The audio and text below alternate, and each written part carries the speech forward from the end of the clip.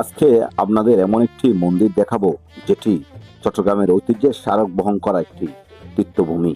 যে তীর্থভূমিকে আমরা চট্টেশ্বরী কালী মন্দির নামে চিনি। জনশ্রুতি মতে প্রায় 300 থেকে 350 বছর পূর্বে আর্য ঋষি যোগী ও সাধু সন্ন্যাসীদের মাধ্যমে চট্টেশ্বরী দেবীর প্রকাশ ঘটে। এটি বন্ধননগরী চট্টগ্রামের চট্টেশ্বরী সড়কে 3 পাহাড়ের কোণে অবস্থিত একটি নান্দনিক মন্দির।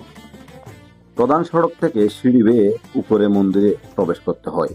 চট্টেশ্বরী কালী মন্দির সনাতন ধর্মাবলম্বীদের কাছে অতি গুরুত্বপূর্ণ একটি স্থান। সারা পৃথিবীতে সনাতন ধর্মের 51 পীঠের একটি চট্টেশ্বরী কালী মন্দির। দেবী চট্টেশ্বরী হলেন দেবী আদ্যশক্তি মহামায়া দেবী দুর্গা তথা কালী মাতার রূপ। তাই তো দেশ বিদেশের বহু সনাতন ধর্মের অনুসারীরা প্রতি বছর চট্টেশ্বরী কালী মন্দির পরিদর্শনে আসেন এবং সেখানে দেবীর সন্তুষ্টির জন্য পুজো অর্চনা দিয়ে থাকেন। গেট পেরিয়ে পাকা বাঁধানো চত্বরটির বাম দিকে কালী মায়ের মন্দির ও ডান দিকে শিব ঠাকুরের মন্দির।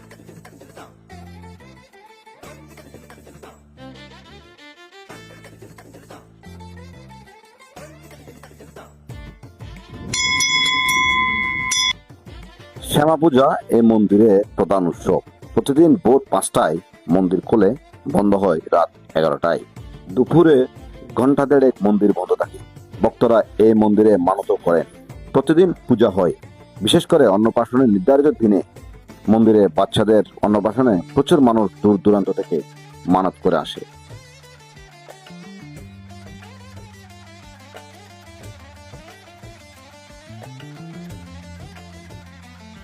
মন্দিরটি অনেক নান্দনিক স্থাপত্য শৈলীতে নির্মিত হলেও কিঞ্জিত পরিবেশ ও চারপাশে ভবন থাকার কারণে সেই সৌন্দর্য তেমন চোখে পড়ে না।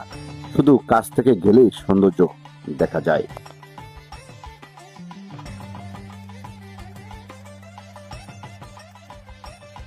মন্দিরের ভেতরে শিব ঠাকুরের যে মন্দিরটি রয়েছে সেখানেও ভক্তরা ভক্তি নিবেদন করেন।